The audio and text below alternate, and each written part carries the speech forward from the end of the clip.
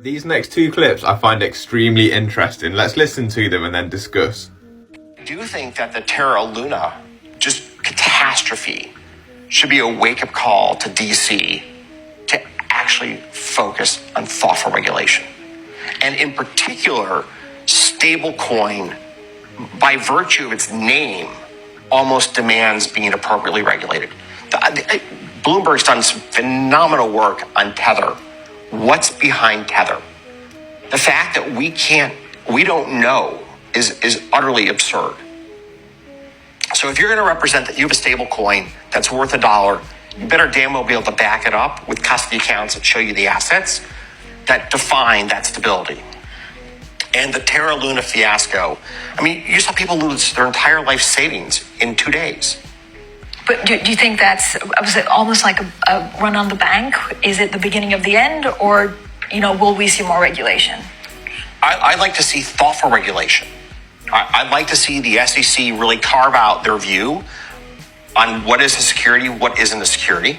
The market, I think, after all these years, deserves certainty in that dimension. And then just as we have daily disclosures of the ETF holdings, we should have periodic disclosure of what backs the stable coins so that people know if their money's safe or not. So that was Citadel's chief executive, Ken Griffin, talking on Bloomberg Intelligence. And some really key points I want to draw on before I show you this next clip are, obviously, first off, he's mentioning Tether, the fact that it should be asset-backed one-to-one with the dollar, relating that to the UST debacle. The first thing I'll say about that scenario is that we do get Tetherford at bottoms, just something to take into consideration. And next, I'd like to point out that he's specifically calling out the SEC and banging the drum for regulation that we've all been banging for ages. This next little clip is Brad Garlinghouse, and let's see what he says. Tether is considered a dollar-backed stablecoin. I'm not personally involved with it, so I don't know exactly how they are sharing those financials. But I think now more than ever, the transparency that companies like Ripple have championed across the crypto industry are critical. That transparency for Tether, I think, is to really make sure that people participating, people buying, have access to whatever financial information they need to feel comfortable that, in fact, it is dollar-backed.